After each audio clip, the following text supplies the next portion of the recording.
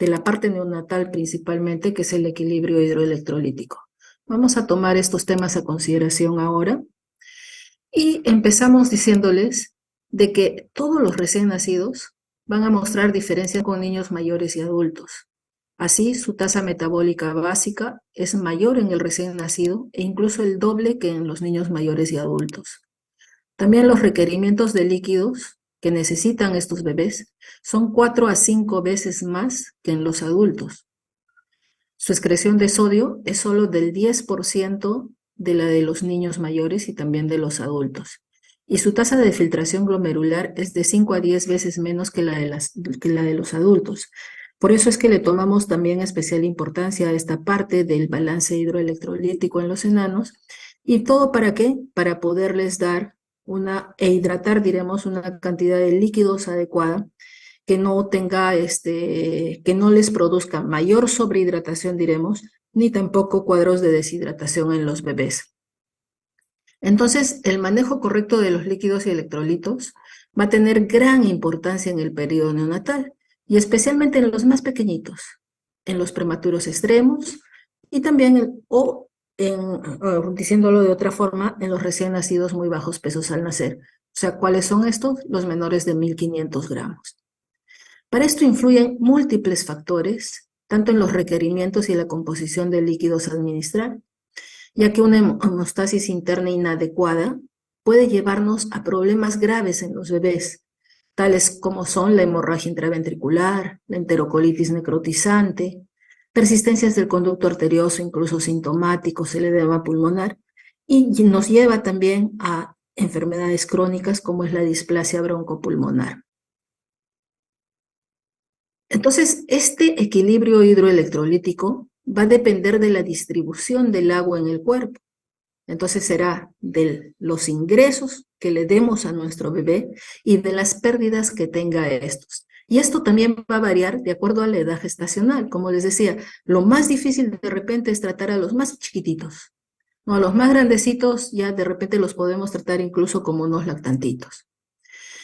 Entonces, estas necesidades hídricas van a estar en relación al peso al nacer, a la edad gestacional del bebé, es decir, al grado de madurez que tengan, a la carga renal de solutos, a la función renal, a las pérdidas renales e intestinales y a las pérdidas insensibles, que lamentablemente no son medibles, pero tenemos que irnos aproximando en cada bebé qué pérdidas insensibles puede tener. Recordar un poquito que hay eventos prenatales que pueden tener efectos bastante significativos sobre el balance hídrico después del nacimiento. Por ejemplo, tratar a la madre de repente con excesivos líquidos endovenosos durante el trabajo de parto puede llevar en nuestros bebés a una hiponatremia neonatal con expansión del conducto del agua extracelular. Una insuficiencia placentaria o un tratamiento con diuréticos a la madre pueden alterar el volumen extracelular fetal, la diuresis, así como el volumen del líquido amniótico. También, de repente, se habla mucho del uso de corticoides antenatales, especialmente en las amenazas de partos prematuros, ¿no? Estos corticoides evidentemente nos ayudan en lo que es la maduración pulmonar fetal, ya que acelera esta, pero también acelera la maduración de la función renal. Entonces, en cierta forma, nos va a mejorar la función renal en nuestros bebés, principalmente la contracción del líquido extracelular, y también aumenta la maduración de la piel, que influye en las pérdidas transepidérmicas de agua. Entonces, tratar a la madre con diferentes cosas, con diferentes productos, va a llevar también a alteraciones o de repente a mejoras en nuestros bebés. Por ejemplo, ustedes ya todos han hecho el seminario y han hecho la clase de atención inmediata, y se habló de demorar el clampaje del cordón umbilical por lo menos 60 segundos o 1 minuto. ¿Qué va a hacer esto? Va a afectar significativamente el volumen total de sangre circulante en el bebé, así como el volumen extracelular, ya que el clampaje inmediato no va a permitir la transfusión placentaria. ¿Y en qué va a influir? Va a influir negativamente sobre la transición hemodinámica de nuestros bebés. Se sabe que este clampaje oportuno de cordón, o sea, por 60 segundos como mínimo, ¿no? O la otra forma de ver es que mi bebé establezca sus primeros esfuerzos respiratorios, ¿no? Va a ayudar a facilitar la transfusión sanguínea placentaria al niño, lo cual nos puede significar un volumen de aproximadamente 25 a 50 ml por kilo y representar un 25 a 50% del aumento en el volumen total de sangre. Sabemos que especialmente en los prematuros, estos son más inestables inclusive, después del nacimiento y estos van a depender de órganos y sistemas inmaduros para compensar estos cambios. Entonces, será clave optimizar una adecuada nutrición e hidratación para prevenir la deshidratación y evitar la sobrecarga de líquidos, ¿no? Asociada generalmente cuando hay sobrecarga a ductos arteriosos persistentes, ¿no? Enterocolitis necrotizante, etc. Ya que variaciones bruscas del volumen intravascular, es decir, darle infusiones rápidas de soluciones especialmente hiperosmolares a nuestros bebés, van a suponer riesgo de hemorragias intraventriculares. Entonces, toda intervención que se hace desde el trabajo de parto, diremos, van a tener impacto a corto y largo plazo sobre la mortalidad de nuestros bebés. ¿Qué factores van a afectar este equilibrio hidroelectrolítico? Son tres principalmente: la distribución del agua corporal, las pérdidas insensibles y las características de la función renal en nuestros bebés. Si hablamos de la distribución del agua corporal, se sabe que el 75% del peso de nuestros bebés a término es agua. Y en el prematuro llega hasta un 85%, especialmente en los menores de 30 semanas. Sabemos que hay dos grandes compartimentos en los que se distribuye esta agua, en el intracelular y en el extracelular. Al nacimiento, como vamos a ver luego, se produce una disminución del agua corporal total, pero a expensas fundamentalmente del extracelular. Y va a haber un traspaso de agua, ¿no?, del intracelular al extracelular. Y se producirá por ahí la diuresis compensatoria en los primeros días. Y esto es lo que debemos recordar. Al nacimiento tenemos, digamos, 80% de agua corporal total, a expensas del extracelular. Una vez que pasan los días, este extracelular se va contrayendo, va disminuyendo de líquidos, ¿no?, mientras que el intracelular va en aumento.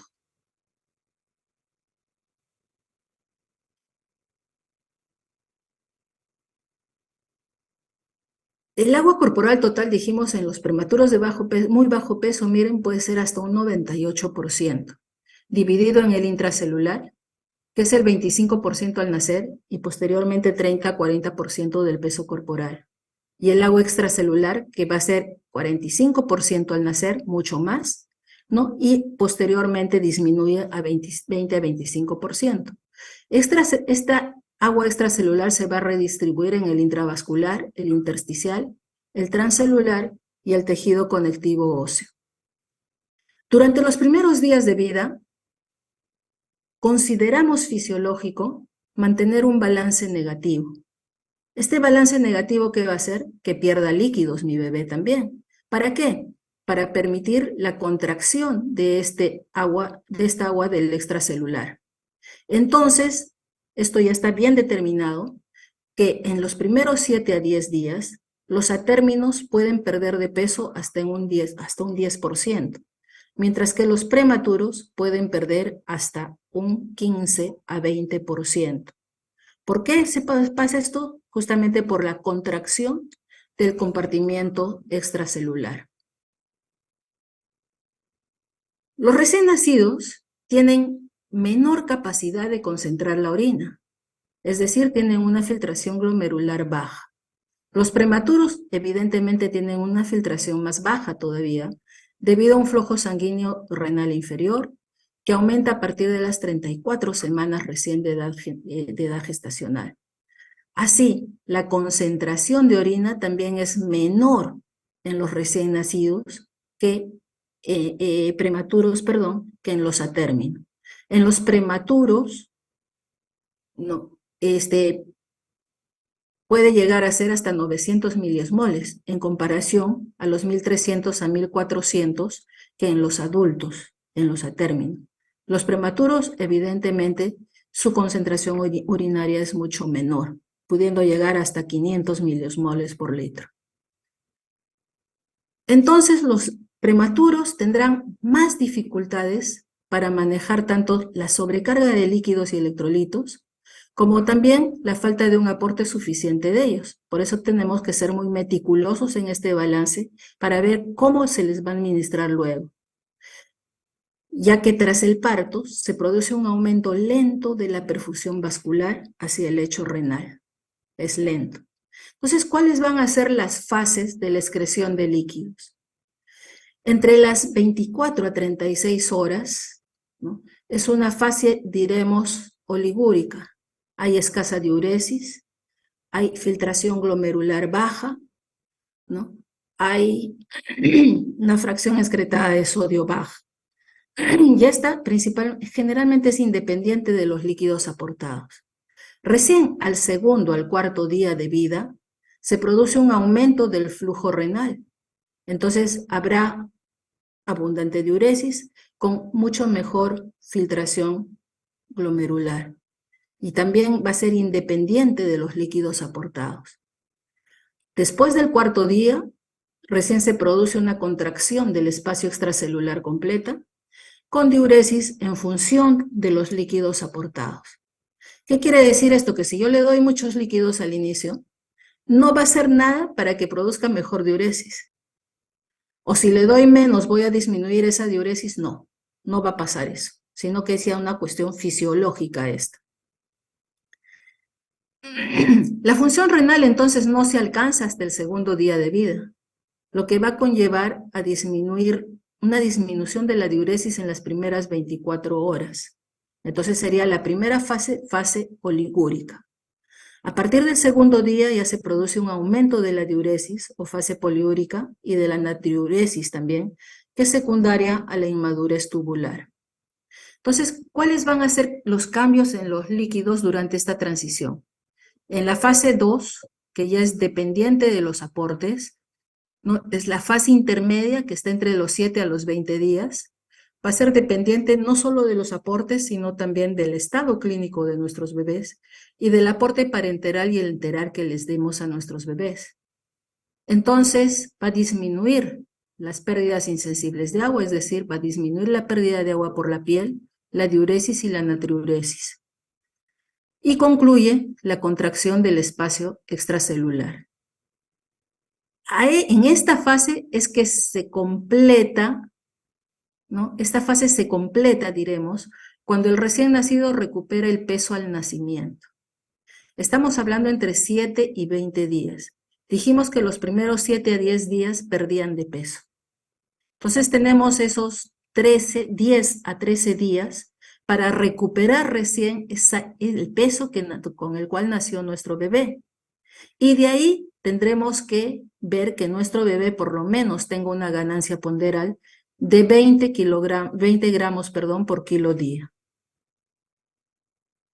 En la tercera fase, que ya es la fase de crecimiento, esta fase ya es la más estable, ¿no?, donde se produce ya la ganancia de peso, ya necesitamos tener un balance positivo de agua y sodio, y la piel obviamente ya está más madura y más cornificada.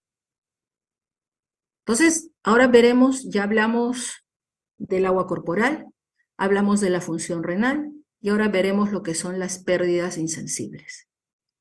Las pérdidas insensibles se producen por la evaporación del agua a través de la piel y las mucosas.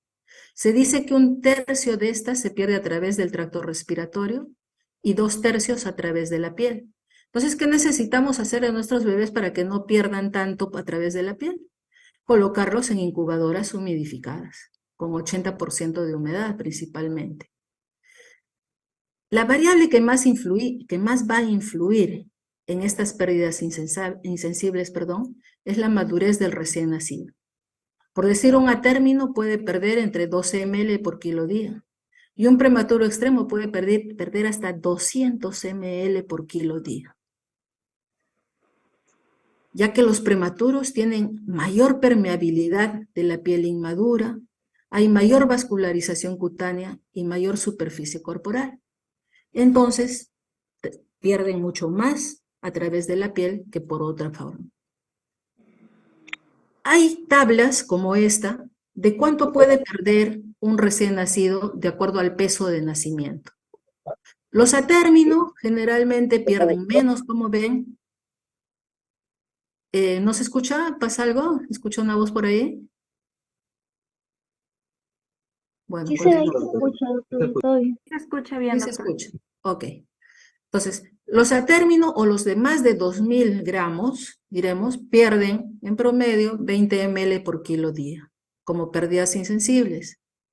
Llegando, miren, entre los 750 y 1000 gramos a 64 ml, se triplica esta pérdida, diremos, ml por kilo día. Evidentemente, estas pérdidas insensibles en el prematuro extremo van a ir disminuyendo a lo largo de las primeras semanas de vida, ¿no? Alcanzando valores similares a los del a término entre las 2 a 3 semanas de edad de vida, diremos. Obviamente, a estas pérdidas hay que añadirles las pérdidas medibles, como son pérdidas por heces, pérdidas por orina, ¿no? De repente algún catéter por ahí o alguna cirugía que le hayan podido hacer al bebé, ¿no? O los vómitos, ¿no? Que pueda tener el bebé. ¿Qué elementos nos van a afectar en las pérdidas insensibles en nuestros bebés? ¿Qué efecto va a tener por decir la madurez? Cuanto más madura sea mi bebé, va a perder menos como pérdidas insensibles de agua. Entonces, el efecto sobre las pérdidas insensibles va a ser inversamente proporcional al peso y edad gestacional. Más prematuro tendrá mayores pérdidas insensibles, dijimos. La temperatura ambiental aumenta las pérdidas insensibles en proporción a mayor temperatura ambiental. Entonces, en verano los bebés perderán más que en invierno, evidentemente. La temperatura corporal. Se dice que puede aumentar hasta en un 300% una temperatura central en el bebé mayor de 37.2 grados centígrados. Entonces, la fiebre va a aumentar hasta en 300 grados, hasta en 300%, perdón, estas pérdidas insensibles. Mientras si colocamos una humedad ambiental o le colocamos oxígeno humidificado también a nuestros bebés, estas van a disminuir las pérdidas insensibles en nuestros bebés. Alteraciones que pueda tener nuestro bebé, como lesiones dérmicas, alteraciones congénitas, o usar cunas de calor radiante, ¿no? van a aumentar las pérdidas insensibles según la extensión de la lesión que tenga el bebé. Y la cuna de calor radiante, si no está humidificada, también va a aumentar hasta en 50% estas pérdidas insensibles. El uso de fototerapia, ahora que hacíamos el seminario con el grupo porque nos atrasamos un poquito nosotros, puede aumentar las pérdidas insensibles hasta en un 50%, especialmente con los equipos de fototerapia antiguos. Mientras que un cobertor plástico, por eso que cuando hacemos atención inmediata a los prematuros debemos colocarle su cobertor plástico, va a disminuir estas pérdidas insensibles hasta en un 30%. Para efectos prácticos, ¿no? Utilizamos esto de acá. Ya que las pérdidas insensibles no se pueden medir directamente, podemos estimarlos. Se dice que un neonato puede perder entre 0.5 a 2 ml por kilo por hora, para sacarlo por horas mejor. Así un a término perderá menos, entre 0.5 a 1 ml por kilo hora. Y un prematuro entre 1 a 2 ml por kilo hora. Esto para efectos prácticos, para más o menos unificar de repente criterios de cuántos puede perder nuestro bebé como pérdidas insensibles para después regular los líquidos. ¿Qué aspectos prácticos debemos tener en cuenta para todo esto? La humedad ambiental en la incubadora. Usar entonces en incubadoras humedad.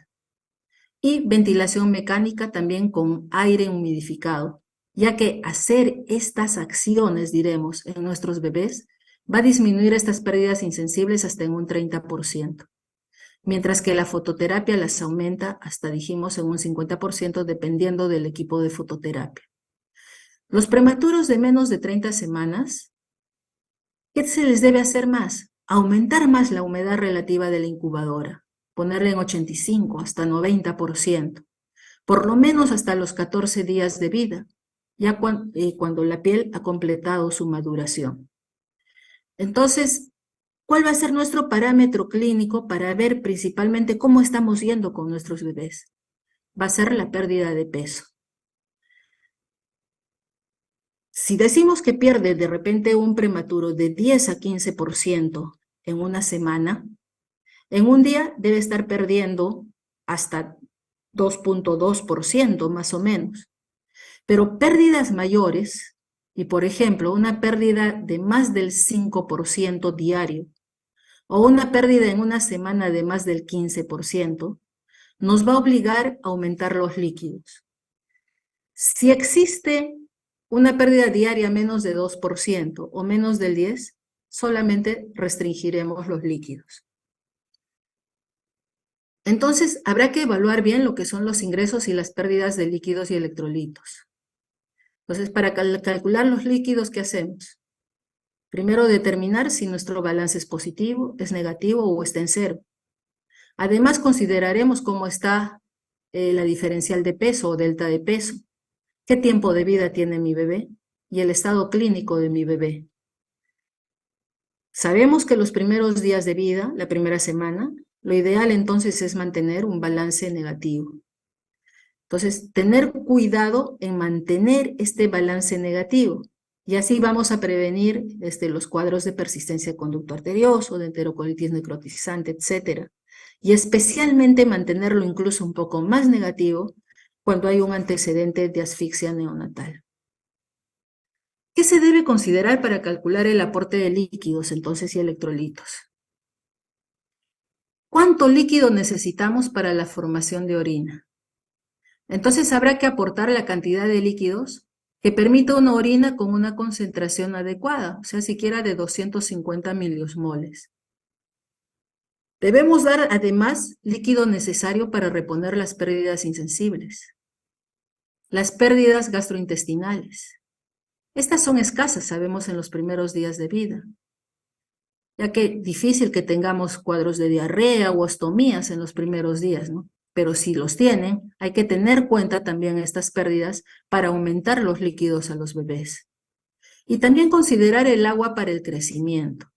Esta agua para el crecimiento no se contabiliza en los primeros días porque sabemos que va a perder de peso primero, ¿no?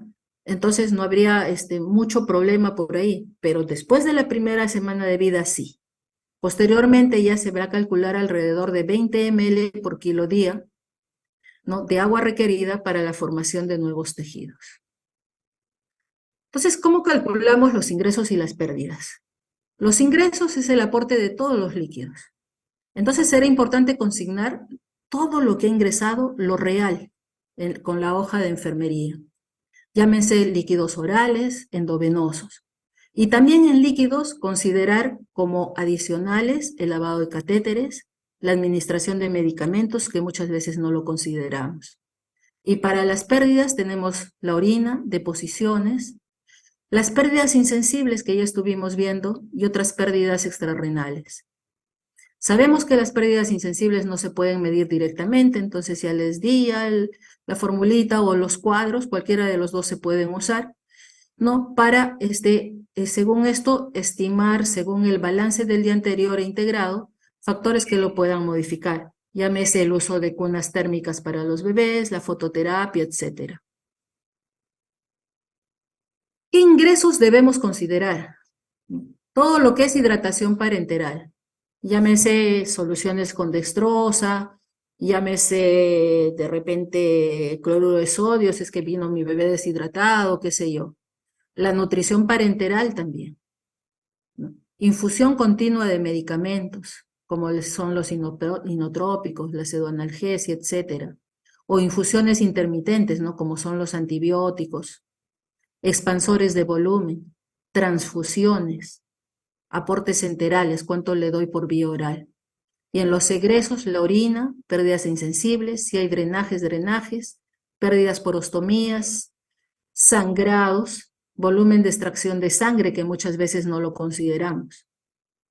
Se dice que las transfusiones de hemoderivados deben ser cuantificados, pero no deben ser incluidos en el balance de ingresos-egresos, especialmente las transfusiones de paquete globular. Entonces, para hacer el cálculo del balance, ¿qué debemos considerar? La variación del peso, el delta de peso, que debe ir de la mano con el balance. ¿Qué quiere decir? Si tengo una pérdida de peso, tendré un balance negativo.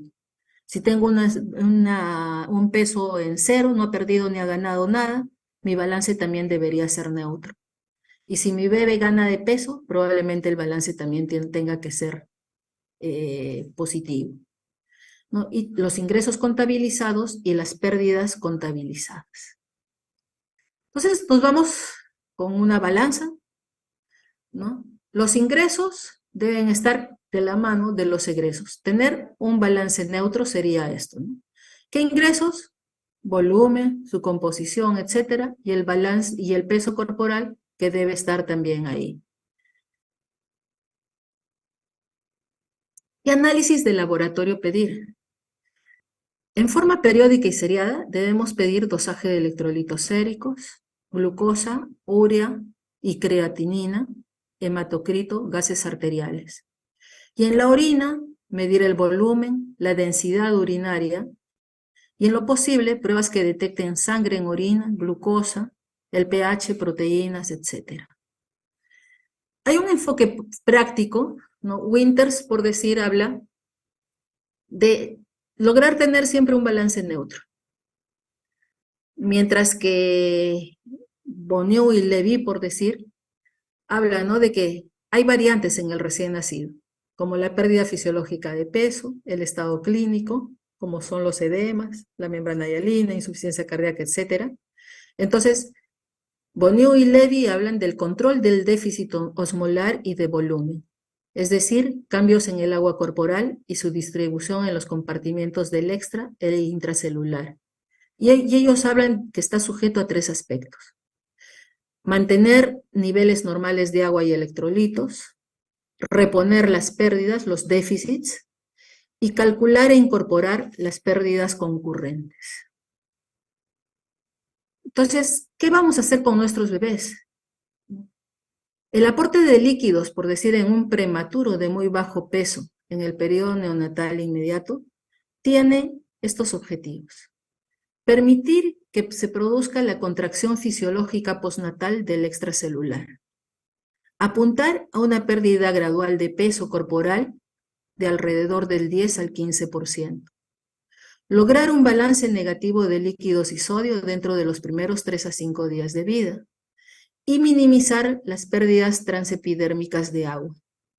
Puede ser administrándole un microclima de humedad dentro de la incubadora, sábanas plásticas, usar los nidos y evitar el uso de fuentes de calor radiante. Entonces, estos objetivos se pueden alcanzar mediante una restricción cautelosa de líquidos, monitorizando meticulosamente a intervalos. De repente hacemos balances cada 6, 8, cada 12 horas, no el balance no solo de agua, sino también de electrolitos. Medir bien los ingresos, egresos, el delta de peso, la concentración de electrolitos, especialmente el sodio. Y extremando, obviamente, cuidados para neutralizar las pérdidas insensibles de agua. Entonces, sobre la base de todos estos datos, iremos ajustando los aportes apropiados. Entonces, se recomienda que este aporte de líquidos sea estrictamente con la variación del peso, la diuresis y las pérdidas insensibles de agua, así como una monitorización cuidadosa de electrolitos, de urea, creatinina, glucosa, hematocrito y el estado ácido-base. Las primeras 24 horas de vida principalmente no debemos administrar ni sodio, ni potasio, ni cloro. Estos ya se van administrando a partir del segundo hasta el 4.º día de vida. Los requerimientos hídricos van a estar determinados entonces por factores, ya dijimos, edad gestacional, tipo de incubadora, ¿no? Y métodos empleados para reducir al máximo las pérdidas insensibles de agua. Entonces, en el primer día, ¿cuánto de líquidos vamos a dar? Si el bebé pesa más de 2.500 gramos, le estaremos administrando entre 60 a 80 ml por kilo día. Yo digo, ¿60 a quiénes? A los asfixiados. 80 a los que no son asfixiados o no tienen dificultad respiratoria. ¿De qué? De dextrosa. No de cloruro de sodio, no de sangre, no de nada, de dextrosa. Porque sabemos que la dextrosa es la única fuente de energía para el desarrollo cerebral. Entonces tenemos que mantenerlo con una adecuada concentración de glucosa en sangre para que ese cerebro se desarrolle adecuadamente. Entonces ahí empezamos a hablar del famoso VIG o velocidad de infusión de glucosa. ¿Qué es la velocidad de infusión de glucosa? Es la cantidad de glucosa que yo le voy a administrar a mi bebé para mantenerlo en normoglicemia, ¿no? Eso es la velocidad de infusión de glucosa. Si mi bebé es a término, entonces le administro entre 60 y 80 ml por kilo día. Si es prematuro, va a ser de acuerdo al peso. Miren, los más chiquitos necesitan más líquido, hasta 100 ml por kilo día. Los mayores de 1.500 gramos, entre 65 a 75, o sea, parecido a los a término, ¿no? Entonces, cuanto más pequeño, más líquido necesita nuestro bebé. Entre el segundo al séptimo día, ¿qué vamos a hacer? Ya se estableció bien la tolerancia al tratamiento de líquidos y tenemos una diuresis normal. O sea, si ya mi bebé orinó, ya puedo considerar también un incremento de líquidos entre 10 a 20 ml por kilo día. No, algunos dicen mejor le incremento de 20 en 20, otros dicen de 10 en 10. No importa, cualquiera de las dos escuelas es buena. Y en la segunda semana de vida ya tenemos que llegar, miren, mayores de 2.500 hasta 120 ml y menores de 1.000 hasta 160 ml por kilo día. ¿Qué hacemos con la glucosa? Y volvemos al famoso VIG. El primer día, también les digo lo mismo, los prematuros requieren mayor cantidad de glucosa para mantenerse en normoglicemia que los a término. Entonces, en los atérminos hablamos de mantenerlos con una velocidad de infusión de glucosa entre 4 a 6 miligramos por kilo minuto, y en los prematuros de 6 a 8 miligramos por kilo minuto. Pero debemos tener en cuenta en los prematuros, y especialmente los menos de 1.000 gramos, toleran peor la glucosa. Entonces, ir controlando continuamente también con el hemoglucotés cómo está yendo esa glicemia al bebé. A partir del segundo día de vida, ya les empezamos a dar de 4 a 8 miligramos, de acuerdo a lo que necesiten, de acuerdo al control de glucosa que tenemos, que si está bajo, debemos ir aumentando lentamente también este VIG de 2 en 2 miligramos por kilo minuto.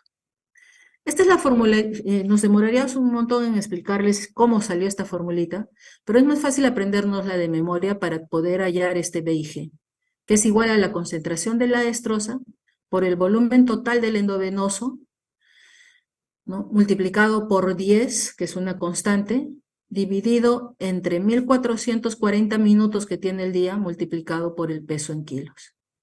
Entonces, si yo le quiero quitar esa constante de 10, un 0,0 sería igual a la concentración de destroza por el volumen total del endovenoso entre 144 por el peso en kilos. ¿Qué hacemos con el sodio? Dijimos que el primer día no le dábamos. La función primordial del sodio es la regulación osmótica, ¿no es cierto? No es necesario el aporte de sodio en las primeras 24 a 48 horas de vida. Los recién nacidos tienen el aporte de la madre, entonces regulan bien con eso. Entre el segundo al cuarto día iniciaremos este sodio, entre las 24 a 48 horas de vida, ¿no? ¿Cuánto? De 2 hasta 5, diría yo, miligramos miliequivalentes, por kilo día. Entre el quinto y séptimo día mantendremos los aportes. Los muy inmaduros, menores de 750 gramos especialmente, pueden necesitar mayores aportes de sodio, ¿no? Entonces, suelen ser suficientes para mantener concentraciones séricas normales, que son entre 135 y 145 miliequivalentes por litro. El potasio, el primer día tampoco es necesario. Entre el segundo al cuarto día iniciamos, generalmente el tercer día, y entre 1 a 2 miliequivalentes por kilo día. Entre el quinto y séptimo día mantendremos solo los aportes. Sabemos que el potasio es el principal catión intracelular y el sodio es extracelular, ¿no es cierto?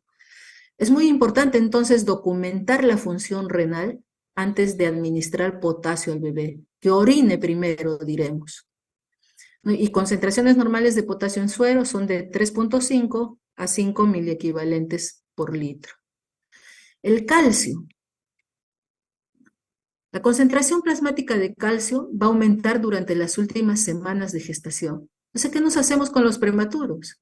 Si las últimas semanas aumenta más la concentración, los prematuros van a tener poco calcio.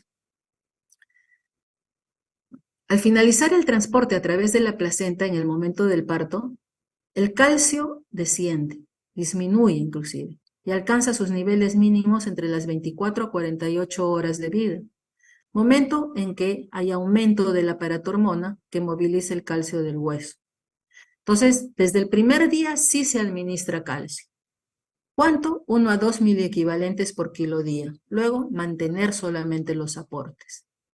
Este es un resumen de lo que más o menos hemos hablado, cuánto de líquidos necesita nuestro bebé, cuánto de electrolitos de acuerdo al tiempo de vida, dijimos que el primer día no era necesario, y cuánto de glucosa administrarle, así de acuerdo al tiempo de vida que tenga nuestro bebé.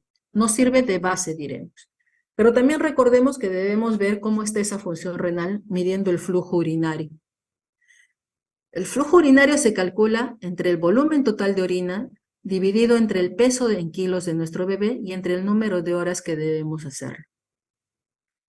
En los valores normales están entre 2 a 5 ml por kilo hora, ¿no? Cuando hay grandes o pequeños volúmenes, nos va a indicar sobre o deshidratación en el bebé, y consideramos oliguria cuando este flujo urinario es menor de 2 ml por kilo hora. Se sabe que el 93% de los recién nacidos orinan en las primeras 24 horas. Y de estos, el 99% lo hacen en las primeras 8 horas de vida. Entonces, ojo, pestaña y ceja. Si un bebé pasó las 24 horas y no orina, hay que buscar la causa por la cual no está orinando este bebé.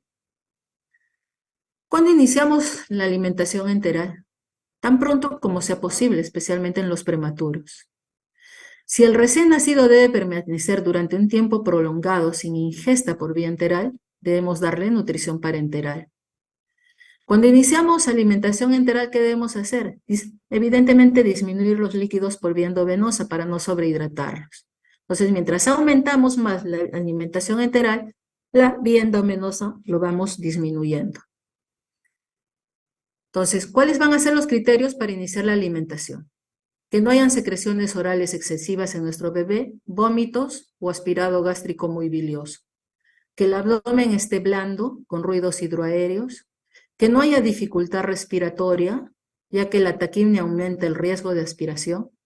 Y especialmente en los prematuros, se recomienda iniciar tan pronto como sea posible, ya que se va a asociar con mejor adaptación endocrina, haya estimulación de las funciones inmunes y evidentemente va a mejorar la función digestiva, ¿no? Con una evacuación más temprana.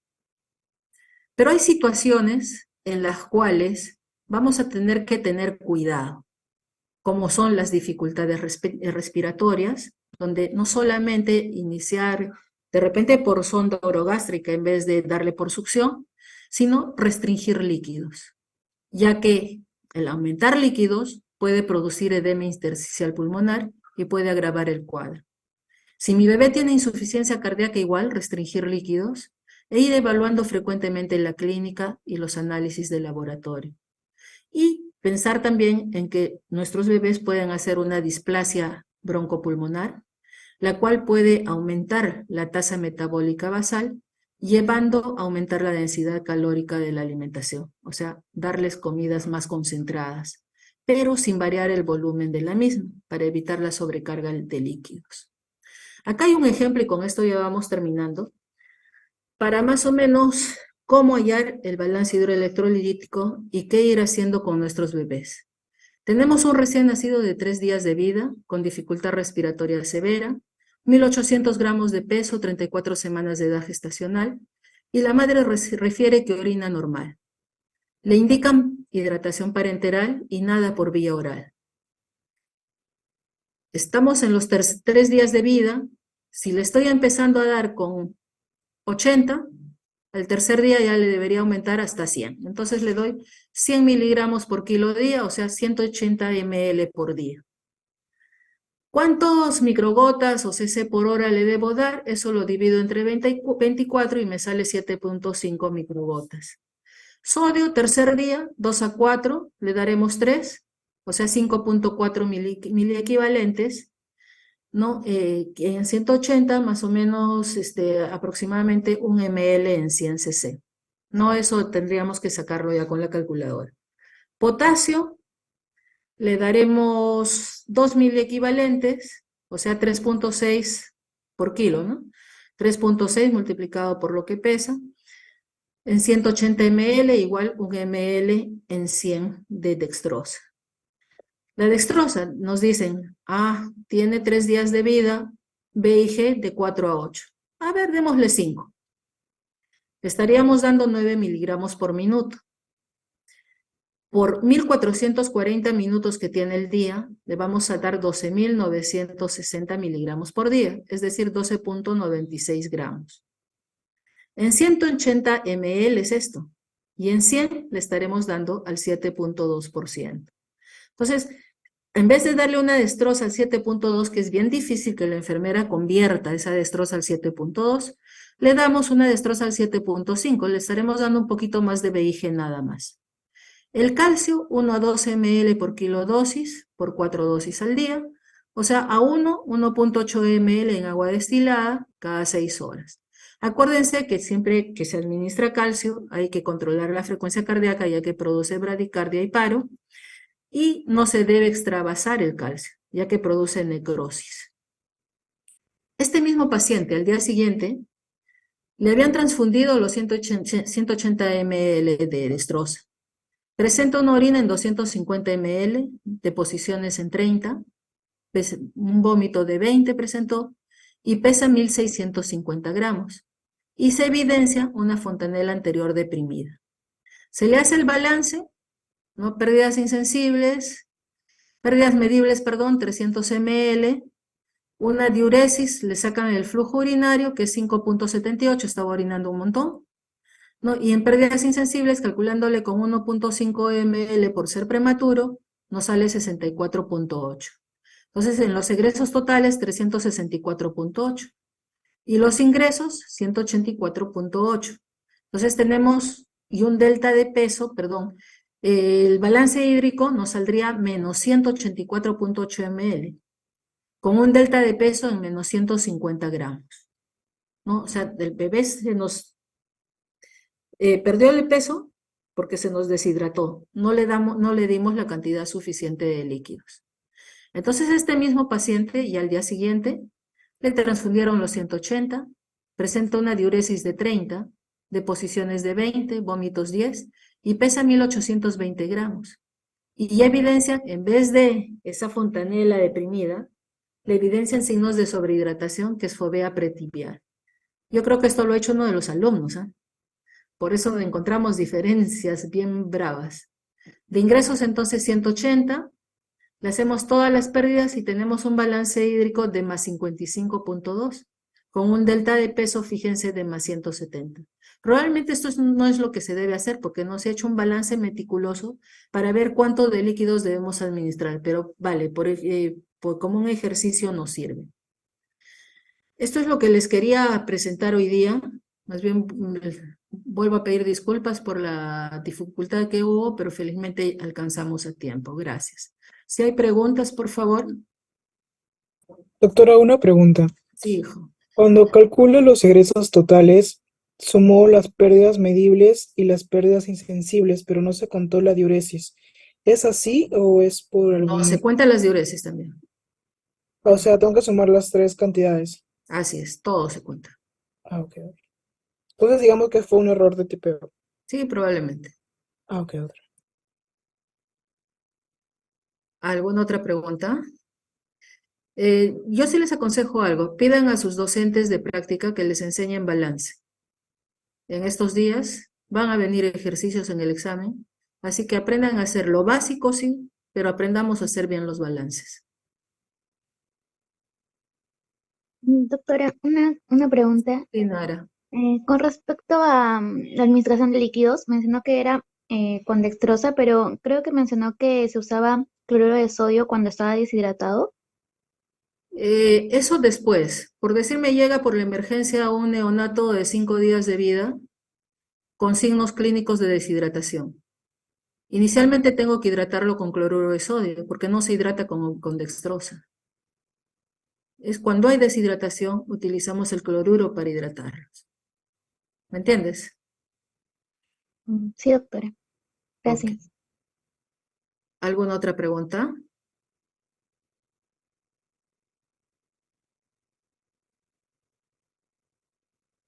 ¿No hay más preguntas? Bueno, les agradezco, chicos. Si el delegado, por favor, me puede enviar la lista, se lo agradecería. Mi correo está en las diapositivas.